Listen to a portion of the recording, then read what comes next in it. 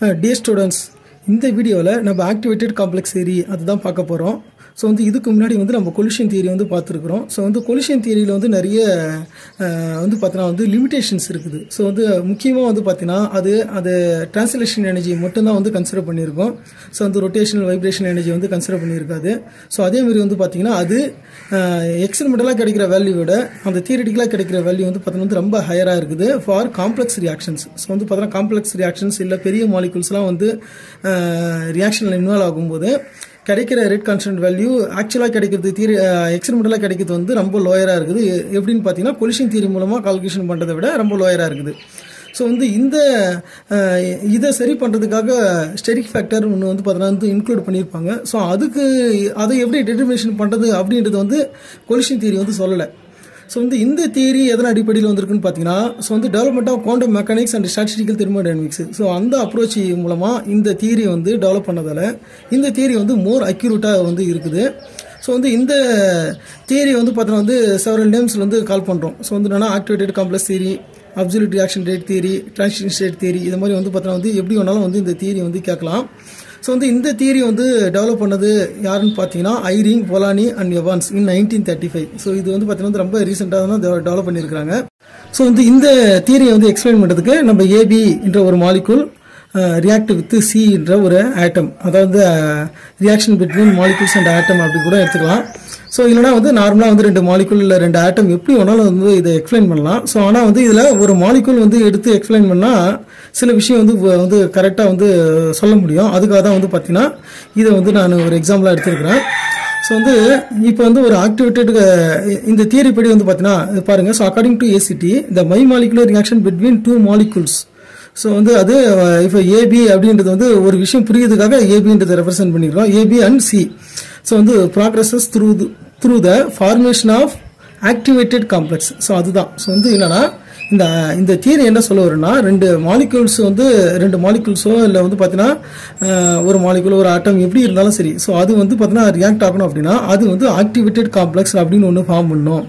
சரிங்களா? ஸோ அதுதான் இந்த தியரி சொல்ல வருது. அதனால தான் இதுக்கு ஆக்டிவேட்டட் காம்ப்ளெக்ஸ் தியரி அப்படின்றது நம்ம சொல்லுவோம். ஸோ அந்த ஆக்டிவேட்டட் காம்ப்ளெக்ஸ் தான் டீகம்போஸ் ஆகி ப்ராடக்டாக மாறும். ஸோ இது இந்த தியரியோட பேசிக்கு. ஸோ இந்த தியரியோட போஸ்ட்லேட்ஸ் என்னன்றதை நம்ம பார்த்துடலாம். ஸோ அந்த போஸ்ட்லேட்ஸ் அடிப்படையில் தான் இந்த தியரியை எக்ஸ்பிளைன் பண்ணியிருப்பாங்க. ஸோ அதில் first போஸ்ட்லேட்ஸ் for any chemical reaction to take place, it is necessary for the reactant atoms or molecules to come together to form an activated complex. So பார்த்தீங்கன்னா எந்த ஒரு ரியாக்ஷன் ப்ராக்ரஸ் ஆகணும் அப்படின்னா கண்டிப்பாக அந்த ரியாக்டன்ட் மாலிகூல்ஸ் ஒன்றா, அதாவது பார்த்தீங்கன்னா கிட்ட நெருங்கி அது ஒரு ஆக்டிவேட்டட் காம்ப்ளெக்ஸ் ஃபார்ம் பண்ணும் அப்படின்றத இந்த தியரியோட ஃபர்ஸ்ட் பார்த்தீங்கன்னா பேசிஸே. ஸோ நெக்ஸ்ட் பார்த்தீங்கன்னா இந்த ஆக்டிவேட்டட் காம்ப்ளெக்ஸ், சரிங்களா? So activated complex is a transition state. So என்னன்னா இது ஒரு இடைநிலைன்னு சொல்லுவாங்க. ஸோ டிரான்சிஷன் ஸ்டேட், அதாவது என்னன்னா அது ரியாக்டன்ட்டும் கிடையாது, ப்ராடக்ட்டும் கிடையாது. ஸோ பார்த்தீங்கன்னா அது ஒரு இன்டர்மீடியேட்ல இருக்குது. Hence it's potential energy is higher. So பொதுவாகவே இந்த டயக்ராம் பார்த்தீங்கன்னா உங்களுக்கு புரியும். ஸோ பொதுவாகவே நம்ம ஒரு என்னன்னா கெமிக்கல் ரியாக்ஷனோட ப்ரொஃபைல், எனர்ஜி ப்ரொஃபைல் டயக்ராம் போட்டாலே ஸோ அதில் பார்த்தீங்கன்னா இது பொட்டன்ஷியல் எனர்ஜி இல்லை எனர்ஜி நம்ம சொல்லுவோம். ஸோ இதில் ரியாக்டன்ட் பார்த்தீங்கன்னா எனர்ஜி இருக்குது, ப்ராடக்ட் ஒரு எனர்ஜி இருக்கும். ஸோ பார்த்தீங்கன்னா அது ரியாக்ஷன் ப்ராக்ரஸ் ஆகுனாலே நம்ம ஏற்கனவே பார்த்துருக்குறோம். ஸோ அது அது ஆக்டிவ், அதாவது அந்த த்ரெஷோல்டு எனர்ஜியை பார்த்தீங்கன்னா த்ரெஷோல்ட் எனர்ஜியை அச்சீவ் பண்ணணும். அப்படி பண்ணால் மட்டும் தான் அது ப்ராடக்டாக கன்வெர்ட் ஆகும் அப்படின்னு சொல்கிறோம். ஸோ அதை தான் என்ன சொல்கிறோம், அந்த த்ரெஷோல்ட் எனர்ஜி லெவலில் எது இருக்குன்னு பார்த்தீங்கன்னா ஆக்டிவேட்டட் காம்ப்ளெக்ஸ் இருக்கும். ஸோ அப்போ இந்த ஆக்டிவேட்டட் காம்ப்ளெக்ஸ், சரிங்களா? ஸோ ஆக்டிவேட்டட் காம்ப்ளெக்ஸோட energy reactant energy product energy விட பார்த்தீங்கன்னா ஹையராக இருக்கும் அப்படின்றத இங்கே சொல்கிறோம். ஸோ நெக்ஸ்ட் பார்த்தீங்கன்னா inspect of the reaction continuously taking place. இப்போ இந்த ரியாக்ஷன் கண்டினியூஸாக நடக்கணும். அதாவது பார்த்தீங்கன்னா இப்போ ஏபி பிளஸ் சி பார்த்தீங்கன்னா கண்டினியூஸாக நடக்கனாலே ஒரு ஸ்டாட்டிஸ்டிக்கல் ஈக்குலிபிரியம் இருக்கணும். எதுக்கு இடையிலன்னு பார்த்தீங்கன்னா ரியாக்டன்ட்டுக்கும் ஆக்டிவேட்டட் காம்ப்ளெக்ஸுக்கும் இடையில பார்த்தீங்கன்னா ஈக்குலிபிரியத்தில் இருக்கும். அதுதான் இந்த ஈக்குலிபிரியம் சிம்பிள் போட்டிருக்கிறோம் பாருங்க. ஸோ அப்போ என்னன்னா இப்போ இந்த ஆக்டிவேட்டட் காம்ப்ளெக்ஸ் டீகம்போஸ் ஆகி ப்ராடக்டாக மாறிச்சுன்னா இதை பார்த்தீங்கன்னா ரியாக்டன்ட் பார்த்தீங்கன்னா ஆக்டிவேட்டட் காம்ப்ளெக்ஸாக மாறும். ஸோ ஃபைனலாக இது எப்பவுமே ஒரு ஸ்டாட்டிஸ்டிக்கல் ஈக்குலிபிரியத்திலே இருக்கும் அப்படின்றதான் இந்த தியரி சொல்லுது. ஸோ நெக்ஸ்ட் வந்து பார்த்தீங்கன்னா ஸோ இது வந்து ரொம்ப இம்பார்ட்டன்ட் பாயிண்ட். ஸோ வந்து என்னன்னா நிறைய டைம் வந்து பார்த்தீங்கன்னா அப்ஜெக்டிவ் டைப் கொஸ்டின் வந்து கேட்பாங்க. ஸோ வந்து எதுக்கும் இடையில வந்து ஈக்குலிபிரியம் இருக்கும் அப்படின்னு இருக்கும்போது ரியாக்டன்ஸ் அண்ட் ஆக்டிவேட்டட் காம்ப்ளெக்ஸ் இது ரெண்டுத்துக்கும் இடையில தான் வந்து ஈக்குலிபிரியம் இருக்கும் அப்படின்றது வந்து மறந்துடாதீங்க. The activated complex has all the properties of normal molecule. அதாவது வந்து இந்த ஆக்டிவேட்டட் காம்ப்ளெக்ஸோட ப்ராப்பர்ட்டி வந்து பார்த்தீங்கன்னா வந்து ரியாக்டன்ட் மாலிகுலோட எல்லா ப்ராப்பர்ட்டியும் இருக்கும். ஸோ எக்ஸப்ட் வந்து பார்த்தீங்கன்னா டிரான்ஸ்லேஷனல் எனர்ஜி, அதாவது என்னன்னா இந்த number of translation and vibration degrees of freedom இருக்கு இல்லையா. ஸோ இதில் தான் வந்து சேஞ்ச் நடக்கும் இந்த தியரி படியே. ஸோ அதை எஸ்பெஷலி வந்து பார்த்தீங்கன்னா ஆக்டிவேட்டட் காம்ப்ளெக்ஸ். ஸோ எப்படின்னா வந்து ஒரு இப்போ இன்னொன்று வந்து இப்போ இந்த இதை வச்சு எக்ஸ்பிளைன் பண்ண முடியும். இன்னொன்று வந்து இப்போ ஏபி. ஸோ வந்து இப்போ ஒரு கெமிக்கல் ரியாக்ஷன் நடக்குனாலே ஒரு பாண்டு வந்து பிரேக் ஆகணும், பாண்டு ஃபார்ம் ஆகணும், இதெல்லாம் வந்து நடக்கும். ஸோ அப்போ வந்து நான் இப்போ ஒரு பாண்டு வந்து இப்போ இதில் வந்து பிரேக் ஆகுது அப்படின்னா ஸோ வந்து அப்போ ஒரு வைப்ரேஷன் எடுத்து வந்து பார்த்தீங்கன்னா உங்களுக்கு நல்லா தெரியும். ஸோ என்னன்னா வைப்ரேஷன் இப்போ வந்து இது ஒரு ஆட்டம், இது ஒரு ஆட்டம், இதுக்கு இடையில வந்து பார்த்தீங்கன்னா வந்து பாண்டு இருக்குதுன்னா இந்த பாண்டு தான் வந்து மூவ்மெண்ட்ல இருக்கும். ஸோ வந்து பார்த்தீங்கன்னா வந்து ஒன்று கம்ப்ரெஷன் இருக்கும், இல்லைன்னா எக்ஸ்டென்ஷன் இருக்கும். சரிங்களா. ஸோ வந்து இது வந்து நடந்துகிட்டே இருக்கும், வைப்ரேட் ஆகிட்டே இருக்கும்னு வச்சுங்க. ஸோ இப்போ இந்த பாண்டு பிரேக் ஆகுது, வந்து புதுசாக ஒரு பாண்டு ஃபார்ம் ஆகும்போது இப்போ ரியாக்டன்ட்டோட அந்த பாண்ட் பிரேக் ஆகும்போது, அதாவது ரியாக்டன்ட் மீன்ஸ் வந்து இங்கே வந்து ஆக்டிவேட்டட் காம்ப்ளெக்ஸ் ஃபார்ம் ஆயிருக்குது, இந்த ஆக்டிவேட்டட் காம்ப்ளெக்ஸ் தான் வந்து பாண்டு தான் பிரேக் ஆகுது. ஸோ அப்போ one of the vibration bond cleavage ஆகும்போது ஒரு வைப்ரேஷன் டிகிரிஸ் ஆஃப் ஃப்ரீடம் வந்து பார்த்தீங்கன்னா வந்து குறையும். சரிங்களா. ஸோ அது வந்து ப்ராடக்டாக மூவ் ஆகுது. ஸோ அப்போ வந்து பார்த்தீங்கன்னா வந்து டிரான்ஸ்லேஷன் டிகிரிஸ் ஆஃப் ஃப்ரீடம் வந்து பார்த்தீங்கன்னா வந்து ஒன்று வந்து அதிகமாகும். ஒரு வைப்ரேஷன் டிகிரிஸ் ஆஃப் ஃப்ரீடம் வந்து பார்த்தீங்கன்னா கன்வெர்ட் ஆகி, அதாவது வந்து இதில் பாருங்க the activated complex has one vibration degrees of freedom less. So வந்து அப்போ ஒரு 1 vibration degrees of freedom converted into translation degrees of ஃப்ரீடமாக மாறுது. சரியா. ஸோ இது வந்து ரொம்ப முக்கியமானது. ஸோ ஆக்டிவேட்டட் காம்ப்ளெக்ஸ் ஏரியா பொறுத்த வரைக்கும் அதாவது 3 விஷயம் இம்பார்ட்டன்ட். ஏன்னா வந்து மாலிகுல்ஸ் இல்லை ஆட்டம்ஸ் அது வந்து ரியாக்ட் ஆகுது அப்படின்னா அது வந்து க்ளோஸ் ஆகி அது வந்து ஆக்டிவேட்டட் காம்ப்ளெக்ஸ் வந்து ஃபார்ம் பண்ணணும். ரெண்டாவது வந்து அந்த ஆக்டிவேட்டட் காம்ப்ளெக்ஸு அதோட எனர்ஜி வந்து பார்த்தீங்கன்னா ஸோ எப்படி இருக்குன்னு பார்த்தீங்கன்னா அந்த ரியாக்டன்ட்டோட எனர்ஜி இது ப்ராடக்டோட எனர்ஜியை விட ஹையராக இருக்கும். ஸோ வந்து இதில் இன்னொரு முக்கியமான பாயிண்ட் என்னன்னு பார்த்தீங்கன்னா ரியாக்டன்ட்டும் ஆக்டிவேட்டட் காம்ப்ளெக்ஸ் வந்து ஈக்குவல் இருக்கும்.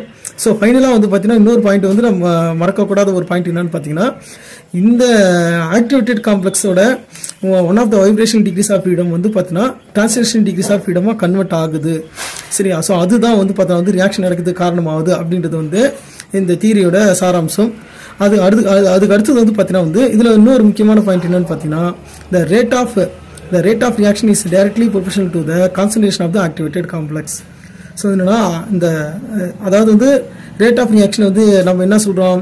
ஸோ வந்து அதாவது வந்து டிக்ரீஸ் இன் இப்போ ஏ ப்ளஸ் பி வந்து ப்ராடக்டாக மாறுது அப்படின்னா ஸோ வந்து decrease in concentration of A with respect to time, அதே மாதிரி வந்து decrease in concentration of B with respect to time, இதெல்லாம் வந்து பார்த்தீங்கன்னா வந்து நம்ம ரியாக்ஷனோட ரேட்னு சொல்கிறோம். Rate of reaction rate equal to இப்போ minus d/dt of concentration of A.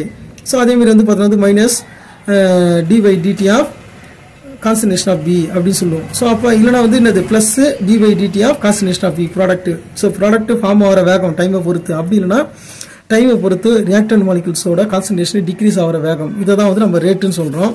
So அப்போ வந்து இந்த ரியாக்டன்ட் மாலிகுல்ஸ் வந்து பார்த்தீங்கன்னா வந்து reactant molecules AB plus C. So இது வந்து ஆக்டிவேட்டட் காம்ப்ளெக்ஸ் வந்து ஃபார்ம் பண்ணி அது ப்ராடக்டாக கன்வெர்ட் ஆகும்போது ஸோ வந்து என்ன ஆகுது. ஸோ வந்து இப்போ இதனோட கான்சன்ட்ரேஷன் குறையுதுன்னு அர்த்தம். ஸோ இது ப்ராடக்டாக கன்வெர்ட் ஆகுதுன்னா இது வந்து ஈக்குவலிபிரியம் மறுபடியும் வந்து அந்த ஈக்குவலிபிரியத்தை மெயின்டைன் பண்ணுறதுக்காக ரியாக்டன்ட் வந்து பார்த்தீங்கன்னா அது மறுபடியும் ஆக்டிவேட்டட் காம்ப்ளெக்ஸாக மாறிட்டே இருக்கும். ஸோ அது வந்து ஒரு கான்சன்ட்ரேஷன் வந்து மெயின்டைன் பண்ணிகிட்டே இருக்கும். அப்போ ஸோ வந்து இந்த ரேட் ஆஃப் ரியாக்ஷன் வந்து எதை பொறுத்து இருக்குதுன்னு பார்த்தீங்கன்னா கான்சன்ட்ரேஷன் ஆஃப் ஆக்டிவேட்டட் காம்ப்ளெக்ஸை பொறுத்து இருக்குது. ஸோ அது என்ன, அதாவது வந்து இந்த தியரியை பொறுத்த வரைக்கும் அது வந்து எண்டோதெர்மிக் ரியாக்ஷனாக இருந்தாலும் சரி, எக்ஸோதெர்மிக் ரியாக்ஷனாக இருந்தாலும் சரி. ஸோ நம்ம ஆல்ரெடி பார்த்துருக்குறோம் எக்ஸோதெர்மிக் ரியாக்ஷன்னா ரியாக்டன்ட்டோட எனர்ஜியை விட ப்ராடக்டோட எனர்ஜி வந்து லோயராக இருக்கும். ஸோ அதான் வந்து எனர்ஜி வந்து இந்த ஃபார்ம் ஆஃப் ஹீட். சரியா. ஸோ வந்து ஹீட் எனர்ஜியாக வந்து என்ன பண்ணியிருக்கோம், லாஸ் பண்ணியிருக்கோம். சரிங்களா. ஸோ வந்து ஒரு கெமிக்கல் ரியாக்ஷன் நடக்கும்போது ஹீட் வந்து உருவாகுது அப்படின்னாலே அந்த ரியாக்டன்ட்டோட எனர்ஜியோட ப்ராடக்டோட எனர்ஜி வந்து குறைவாக ஆயிடுச்சு அப்படின்னு தான் அர்த்தம். ஏன்னா அதனோட இன்டர்னல் எனர்ஜி அது லாஸ் பண்ணியிருக்குது சரியா. ஸோ அதுதான் வந்து டெல்டா இ. ஸோ இங்கே வந்து டெல்டா இ நெகட்டிவாக இருக்கும் இந்த ரியாக்ஷனை பொறுத்த வரைக்கும்.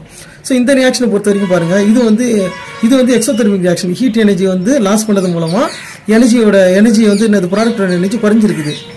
ஸோ அப்போ இதை மாதிரி ரியாக்ஷன், அதாவது எக்ஸோதெர்மிக் ரியாக்ஷன் மூலமா ஒரு ப்ராடக்ட் வந்து ஃபார்ம் ஆகுதுனாலே அது வந்து மோஸ்ட் ஸ்டேபிளாக இருக்கும் சரிங்க. எதை கம்பேர் பண்ணும்போது பார்த்தீங்கன்னா எண்டோதெர்மிக் ரியாக்ஷன் நீங்கள் நிறைய ஹீட் பண்ணி நிறைய கண்டிஷன்ஸ்லாம் மீட் பண்ணி கஷ்டப்பட்டு நீங்கள் ஒரு ப்ராடக்ட் வந்து ஃபார்ம் ஆகுது அப்படின்னாலே அது ஈஸியாக டீகம்போஸ் ஆகும். இன்னும் வந்து அதனோட அந்த ப்ராடக்ட் வந்து ரியாக்டிவாக இருக்கும். ஸோ அடுத்தது வந்து மோர் ரியாக்டிவாக இருக்கும் compared with product formed by exothermic reaction. So இதில் இப்போ எண்டோதெர்மிக் ரியாக்ஷன்றது வந்து வெப்ப வெளியீட்டு வினை சரிங்களா. ஸோ இது வந்து வெப்ப உமிழ் வினை எக்ஸோதெர்மிக்ன்றது, இது எண்டோதெர்மிக்ன்றது வந்து வெப்ப வெளியீட்டு வினை, வெப்ப ஏற்பு வினைன்னு சொல்லுவாங்க சரிங்களா. ஸோ வந்து எண்டோதெர்மிக்ன்றது வந்து வெப்ப ஏற்பு வினை, அதாவது வந்து ஹீட்டை வந்து அப்சார்ப் பண்ணிக்கும் சரிங்களா. ஸோ அதுதான் வந்து இப்போ நீங்கள் வந்து இந்த ரியாக்ஷன் நடக்கனாலே நீங்கள் ஹீட் எனர்ஜி கொடுக்கணும். அந்த கொடுக்குற ஹீட் எனர்ஜி எடுத்துக்கிட்டு அது இந்த எனர்ஜியிலிருந்து இந்த எனர்ஜிக்கு வந்து கன்வெர்ட் ஆகும் சரிங்களா. ஸோ அப்போ நீங்கள் ஃபஸ்ட்டு எடுத்தோடனே நீங்கள் மாலிகுல்ஸ்லாம் கொலைட் ஆகி ஸோ வந்து என்ன ஆகும், அது த்ரெஷோல்டு எனர்ஜியை வந்து பார்த்தா வந்து அந்த லெவலுக்கு போயிட்டு ஸோ அதுதான் வந்து என்ன சொல்கிறோம், அப்போ அந்த த்ரெஷோல்டு எனர்ஜி லெவலில் போகும்போது ஆக்டிவேட்டட் காம்ப்ளெக்ஸ் வந்து ஃபார்ம் ஆகுது. ஸோ இந்த ஆக்டிவேட்டட் காம்ப்ளெக்ஸ் வந்து பார்த்தோன்னா எல்லாமே ஃபார்ம் ஆகிற ஆக்டிவேட்டட் காம்ப்ளெக்ஸ் எல்லாமே டீகம்போஸ் ஆகி ப்ராடக்டாக மாறுது அப்படின்ட்டு தான் வந்து இந்த தியரி. ஸோ அப்போ இந்த ப்ராடக்டோட எனர்ஜி ரியாக்டன்டோட எனர்ஜியை விட வந்து அதிகமாக இருக்குது அப்படின்னாலே அது வந்து எண்டோதெர்மிக் ரியாக்ஷன், அதாவது ஹீட் வந்து அப்சார்ப் பண்ணியிருக்குது. அப்சார்ப் பண்ண ஹீட் எனர்ஜி வந்து பார்த்தோன்னா இன்டர்னல் எனர்ஜியாக கன்வெர்ட் ஆகிருக்கு. ஸோ அப்போ அதனோட இன்டர்னல் எனர்ஜி அதிகமாக இருக்கும், ரியாக்டன்ட்டை விட ப்ராடக்டோட இன்டர்னல் எனர்ஜி வந்து அதிகமாக இருக்கும். ஸோ அதனால் வந்து அதை என்ன சொல்கிறோம், நம்ம எண்டோதெர்மிக் அப்சார்ப் பண்ண ஹீட்டு எனர்ஜி வந்து அது ரியாக்டன்ட்டை விட ப்ராடக்ட் எனர்ஜி வந்து ஹையராக வச்சுருக்குது. ஸோ வந்து இந்த தியரியை எக்ஸ்பிளைன் பண்ணுறதுக்கு நம்ம சிம்பிளாக ஒரு ரியாக்ஷன் வந்து எடுத்துக்கிறோம். ஸோ ஏன் இந்த ரியாக்ஷன் நான் எடுத்துக்கணும்னா, ஜென்ரலாக வந்து மேக்ஸிமம் எல்லாரும் ஸ்டூடெண்ட்ஸ் ரெஃபர் பண்ணுற புக் எல்லாத்துலேயும் வந்து இந்த A+B வச்சு தான் எக்ஸ்பிளைன் பண்ணியிருக்காங்க. நீங்கள் A+B வச்சு இந்த ரியாக்ஷனை வச்சு நம்ம எக்ஸ்பிளைன் பண்ணலாம், இல்லைன்னா வந்து பார்த்தோன்னா இதை வச்சு எக்ஸ்பிளைன் பண்ணலாம். ஆனால் இது வந்து என்னென்னா அந்த one of the vibrational degrees of freedom வந்து டிரான்ஸ்லேஷன் எனர்ஜியாக கன்வெர்ட் ஆகுது இல்லையா. ஸோ டிரான்ஸ்லேஷன் டிகிரிஸ் ஆஃப் ஃப்ரீடமாக கன்வெர்ட் ஆகுது. அதை எக்ஸ்பிளைன் பண்ணுறதுக்கு இந்த ஒரு பாண்டு பிரேக்கிங்ன்றத ஒரு வேர்டை சொல்கிறதுக்கு யூஸ்ஃபுல்லாக இருக்கும். ஸோ வந்து அதே மாதிரி வந்து EAன்றது வந்து நமக்கு என்ன தெரியும். ஸோ வந்து என்னன்னா அந்த ஆக்டிவேஷன் எனர்ஜி இல்லை எனர்ஜி ஆஃப் ஆக்டிவேஷன் அப்படின்றது வந்து நமக்கு நல்லா தெரியும். என்னென்னு வந்து பார்த்தீங்கன்னா the difference between the energy of the activated complex and the reactant, இதை தான் வந்து நம்ம எனர்ஜி ஆஃப் ஆக்டிவேஷன் சொல்கிறோம். ஸோ வந்து அது எண்டோதெர்மிக்காக இருந்தாலும் சரி எக்ஸோதெர்மிக்காக இருந்தாலும் சரி, ஸோ வந்து ரியாக்டன்ட்டோட எனர்ஜிக்கும் ஆக்டிவேட்டட் காம்ப்ளெக்ஸோட எனர்ஜிக்கு அடியில் இருக்கிற டிஃப்ரென்ஸ் தான் நம்ம என்ன சொல்கிறோம், ஆக்டிவேஷன் எனர்ஜின்னு சொல்கிறோம் சரிங்களா. ஸோ வந்து இது வந்து இப்போ ரியாக்டன்ட்டு, இது வந்து ஆக்டிவேட்டட் காம்ப்ளெக்ஸு. ஸோ இதனோட எனர்ஜி இப்போ வந்து அப்போ எண்டோதெர்மிக் ரியாக்ஷனுக்கு வந்து எப்போவுமே ஆக்டிவேஷன் எனர்ஜி ஹையராக இருக்கும். ஸோ அதையுமே வந்து நம்ம தெரிஞ்சுக்கணும். ஸோ வந்து நெக்ஸ்ட் வந்து பார்த்தீங்கன்னா வந்து இதை நம்ம எக்ஸ்பிளைன் பண்ணுறதுக்கு நம்ம என்ன பண்ணுறோம், for a thermodynamic formulation of the activated complex theory consider a simple bimolecular reaction. So இது மாதிரி வந்து நீங்கள் கண்டிப்பாக வந்து எழுதி ஆகணும். ஏன்னா சும்மா வெறுமனே வந்து இது மாதிரி வந்து எழுதக்கூடாது. எப்பவுமே எந்த ஒரு தியரியே இல்லை வந்து பார்த்தீங்கன்னா வந்து டெரிவேஷன் எது எழுதினாலும் ஸோ அதனோட எக்ஸ்ப்ளனேஷன் வந்து பார்த்தீங்கன்னா கண்டிப்பாக இருக்கணும். அட்லீஸ்ட் வந்து ஸ்டார்டிங்லாவது நீங்கள் எழுதி ஆகணும். ஸோ அதை வந்து ஞாபகம் வச்சுங்க.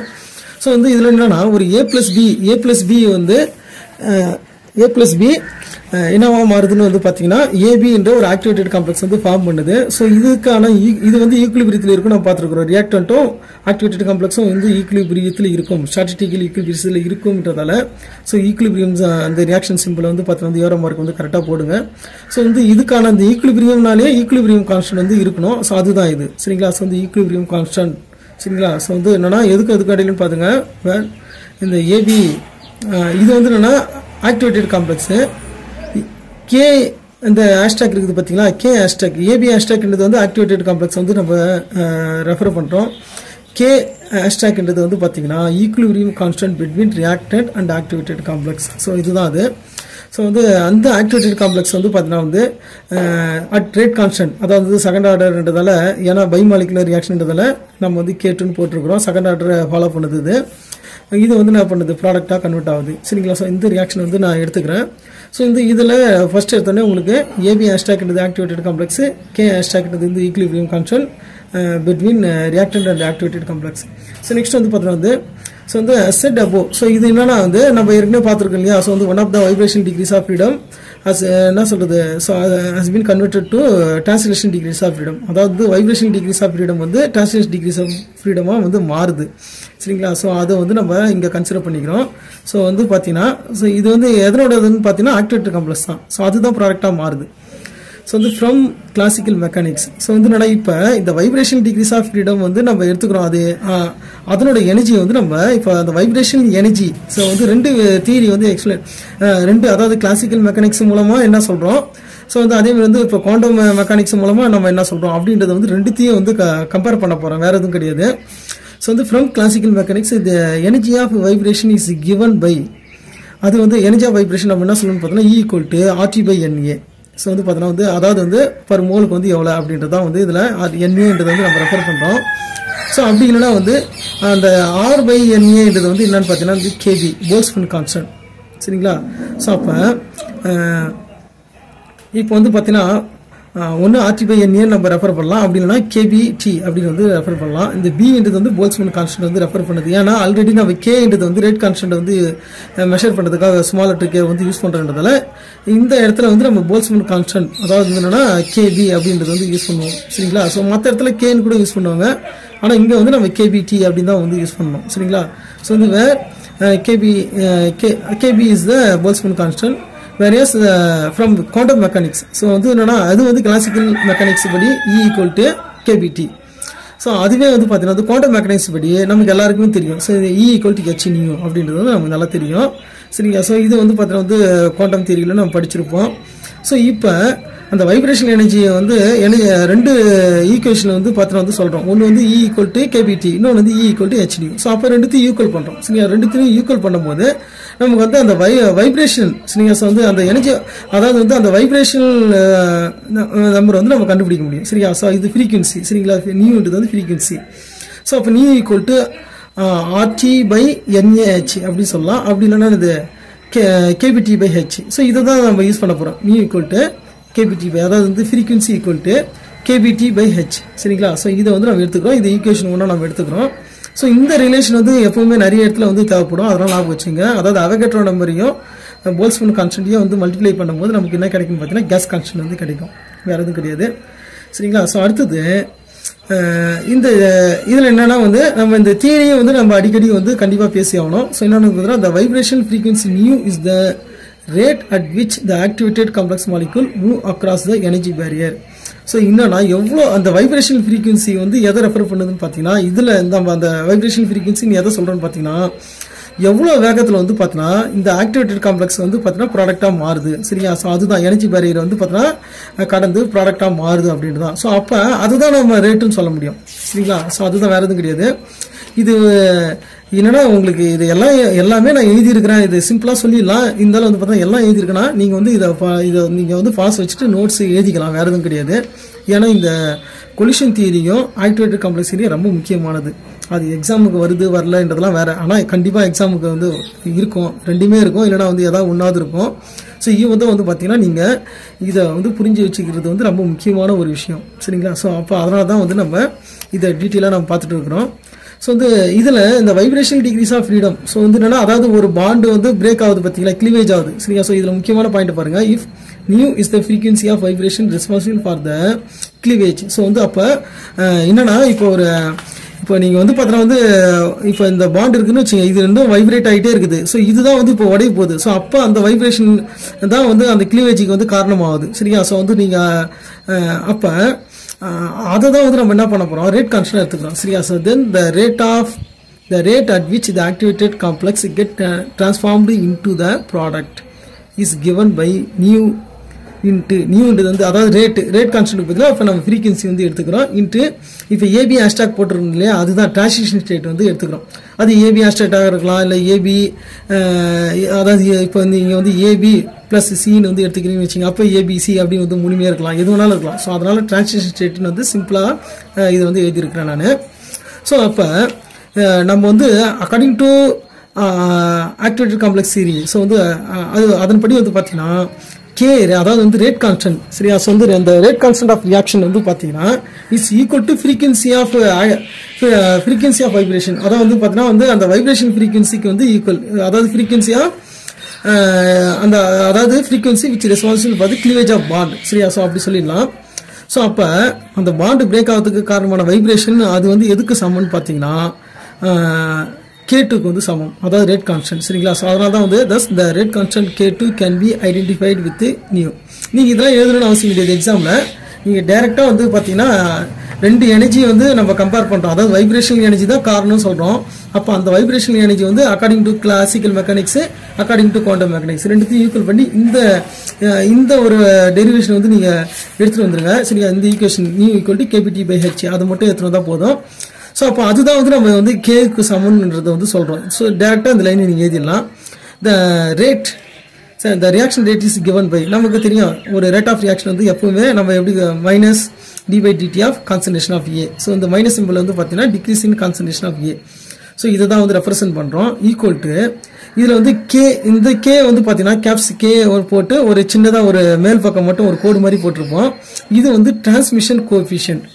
ஸோ டிரான்ஸ்மிஷன் கோஎஃபிஷியன்ட்னா வந்து ப்ராபபிலிட்டி. ஸோ வந்து என்னன்னா என்ன ப்ராபபிலிட்டினா ஃபார்ம் ஆகிற ஆக்டிவேட்டட் காம்ப்ளெக்ஸ் எல்லாமே வந்து எவ்வளோ பர்சன்டேஜ் அதாவது எவ்வளோ ப்ராபபிலிட்டி ஆஃப் அதாவது அந்த எவ்வளோ ஆக்டிவேட்டட் காம்ப்ளெக்ஸ் வந்து ப்ராடக்டாக மாறுது. ஆனால் ஜென்ரலாகவே வந்து நம்ம வந்து அதை எப்படி அசீவ் பண்ணிக்கிறோன்னா ஃபார்ம் ஆகிற ஆக்டிவேட்டட் காம்ப்ளெக்ஸ் எல்லாமே வந்து ப்ராடக்டாக மாறுது. சரியா? So will keep on going ahead and not return. அது வந்து ஆக்டிவேட்டட் காம்ப்ளெக்ஸ் வந்து ரிட்டர்னே ஆகிறது கிடையாது அப்படின்றத வந்து அதாவது ஆக்டிவேட்டட் காம்ப்ளெக்ஸ் பிரேக் ஆகி டீகம்போஸ் ஆகி திரும்ப ரியாக்டண்டாக மாறும் அப்படின்றதே வந்து கிடையாது.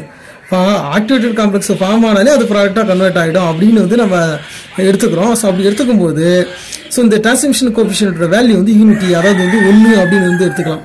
ஸோ அப்போ இந்த transmission coefficient K2 into concentration of activated complex வந்து எடுத்துக்கிறோம். ஏன்னா இப்போ இந்த ரியாக்ஷனை பொறுத்த வரைக்கும் இப்போ ரேட் வந்து நம்ம எதை வச்சு சொல்லி ஆக்டிவேட்டட் காம்ப்ளெக்ஸ் தான். ஏன்னா ஆக்டிவேட்டட் காம்ப்ளெக்ஸ் வந்து டீகம்போஸ் ஆகி ப்ராடக்டாக மாறுது. அப்போ கான்சன்ட்ரேஷன் ஆஃப் ஆக்டிவேட்டட் காம்ப்ளெக்ஸ் வந்து நம்ம இங்கே எடுத்துக்கலாம். சரிங்களா? ஸோ எதை வேணாலும் எடுத்துக்கலாம். இப்போ ஆக்டிவேட்டட் காம்ப்ளெக்ஸ் வந்து ஏபி இருந்தால் தான் ஃபார்ம் ஆக முடியும். நம்ம டெரிவேஷனுக்காக பர்பஸுக்காக இதை எடுத்துக்கிறோம் நம்ம.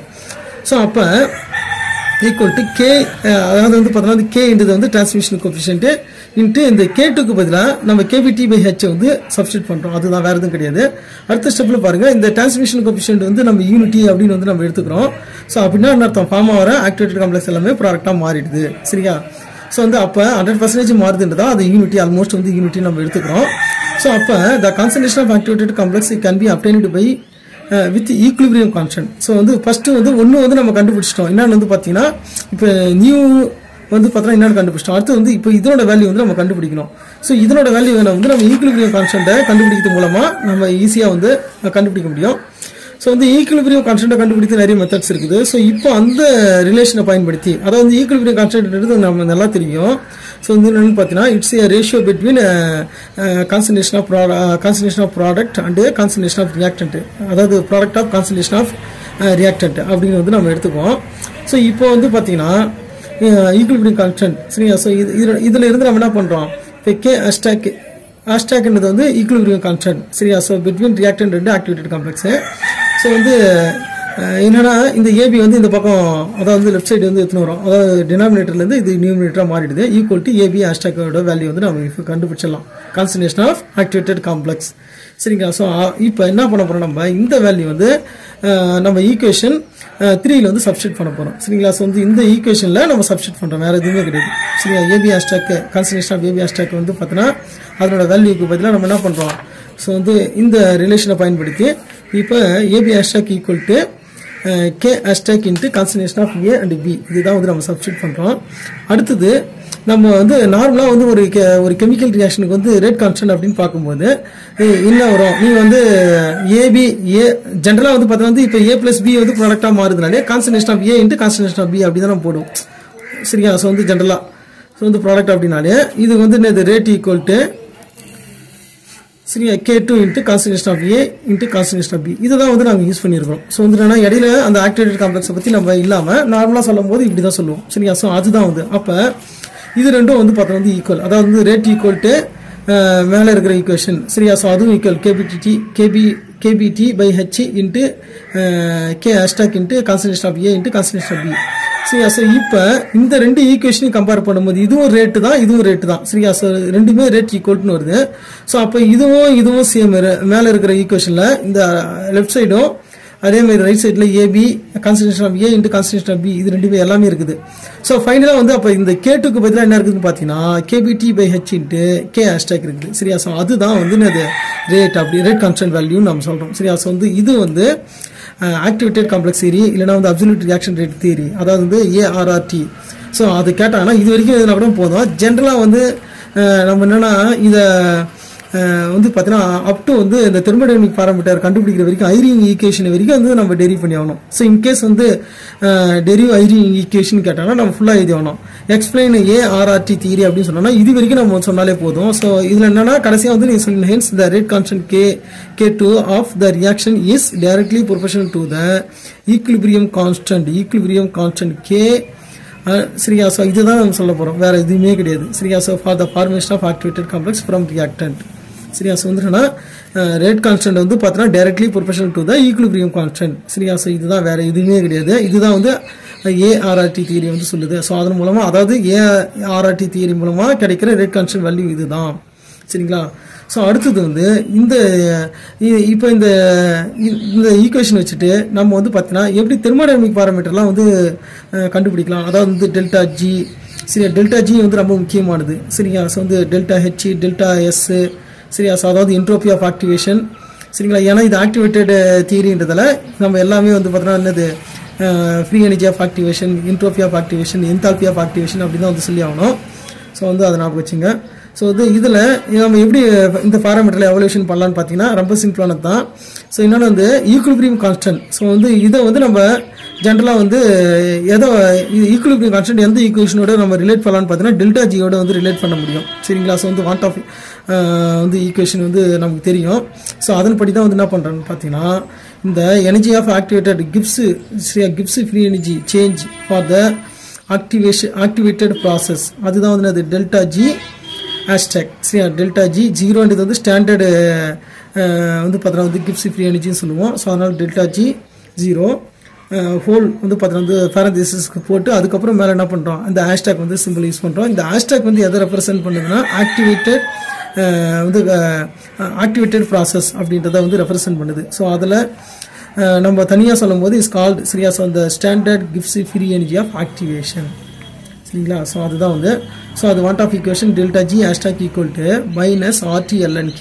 இது வந்து நமக்கு வந்து தூக்கத்தில் எழுப்பி கேட்டால் கூட இதை வந்து நமக்கு தெரிஞ்சிடும். எப்பவுமே delta G equal to minus RT/LN K அப்படின்றது எப்பவுமே மறக்கக்கூடாது. சரிங்களா? ஸோ அதே மாதிரி வந்து பார்த்தீங்கன்னா கிப்ஸ்-எல்மோஸ் ஈக்குவேஷன் இருக்குது ஷார்ட் ஃபார்மு. அது வந்து அது delta G hashtag equal to, so ஜென்ரலாக delta G equal to delta H minus T delta S. So அதுதான் ஆக்டிவேஷன் ப்ராசஸுக்கு வந்து நம்ம ஹேஷ்டாக் போட்டு எழுதியிருக்கோம், வேறு எதுவும் கிடையாது.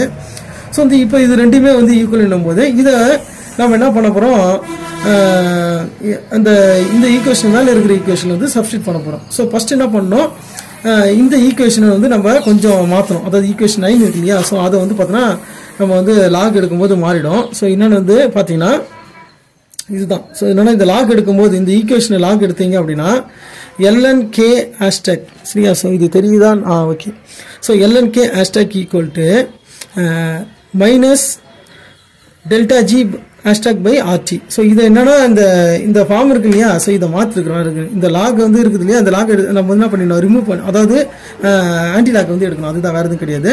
இந்த ஈக்குவேஷன் நம்ம என்ன பண்ணுறோம், ஆல்ட்ரு பண்ணி எழுதிருக்கிறோம். அவ்வளோ தான். LNK ஈக்குவல் டு இது ஃபுல்லாக வந்து அதாவது லெஃப்ட் சைடு வந்து எடுத்து போயிருக்கோம். ஸோ அதுதான் வந்து இந்த ஈக்குவேஷனு. இப்போ இது மாதிரி லாகதம் ஃபார்மில் இருக்கிறத வந்து நம்ம இப்போ இன்கேஸ் வந்து பார்த்தீங்கன்னா வந்து log A equal to B இருக்குதுன்னு வச்சுங்க. ஸோ இப்போ வந்து இதை வந்து நம்ம மாற்றி எழுதலாம். என்னன்னா ஏ ஈக்குவல் டு அப்படின்னு சொல்லி எக்ஸ்போனன்ஷியல் பவர் பி அப்படின்ற மாதிரி வந்துடும். சரியா? ஸோ அதுதான் வந்து இங்கே எழுதியிருக்கிறோம், வேறு எதுவும் கிடையாது. இப்போ LN ரிமூவ் பண்ணிவிட்டு K hashtag equal to exponential power minus delta G hashtag by RT அப்படின்றது வந்து எழுதியிருக்கிறோம். சரியா? ஸோ வந்து இதை ஹோல் ப்ராக்கெட் வந்துடும். ஸோ இப்போ நம்ம டெல்டா ஜியோட வேல்யூ வந்து சப்ஸ்டிட் பண்ணுறோம். ஸோ எதன் படி பார்த்தீங்கன்னா கிப்ஸ் ஈக்குவேஷன் இருக்கு இல்லையா, கிப்ஸ்-எல்மோஸ் ஈக்குவேஷன். ஸோ இந்த படி வந்து டெல்டா ஜியோட வேல்யூ வந்து சப்ஸ்டிட் பண்ண போகிறோம், அவ்வளோதான், வேறு எதுவும் கிடையாது. ஸோ அப்படியே சப்ஸ்டிடியூட் பண்ணும்போது நமக்கு வந்து பார்த்தீங்கன்னா வந்து இந்த வேல்யூ வந்து கிடைக்குது. ஸோ அது வந்து நம்ம மைனஸ் உள்ளார எடுத்தும் போகும்போது டெல்டா H மைனஸ் ஆகிடும். இது வந்து பார்த்தீங்கன்னா வந்து ப்ளஸ்ஸாக மாறிடும். ஸோ அதுக்கப்புறம் RT-ஆல் நம்ம டிவைட் பண்ணுறோம். RT-ஆல் டிவைட் பண்ணும்போது இங்கே வந்து எதுவும் T கிடையாது, அதனால் வந்து ஃபுல்லாகவே வந்து RT இருக்குது. ஸோ இது E பவரில் இருக்கும்போது நம்ம என்ன பண்ணிடலாம் நம்ம, அதாவது ப்ளஸ்ஸில் இருந்ததுன்னா இது மாதிரி வந்து பெருக்கல்ல வந்து எழுதிக்கலாம் சரியா. ப்ளஸ் மைனஸ் இருந்ததுன்னா அதுக்கேற்ற மாதிரி வந்து நம்ம என்ன பண்ணிடலாம், இது மாதிரி எழுதிடலாம் சரியா. ஸோ அப்போ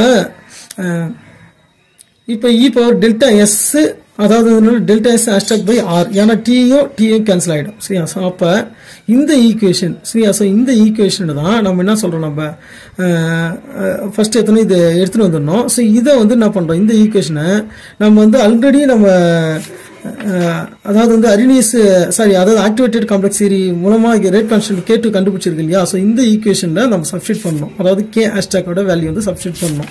ஸோ அப்படி சப்ஸ்டிட் பண்ணும்போது நமக்கு வந்து ஒரு K2 equal to KBT by H into e power delta S hashtag by R into e power minus delta H by RT அப்படின்னு வந்து கிடைக்குது இல்லையா. ஸோ இந்த ஈக்குவேஷன் ரொம்ப முக்கியமானது. இதை நம்ம ஐரிங் ஈக்குவேஷன் அப்படின்னு வந்து சொல்கிறோம் சரியா. So Eyring equation.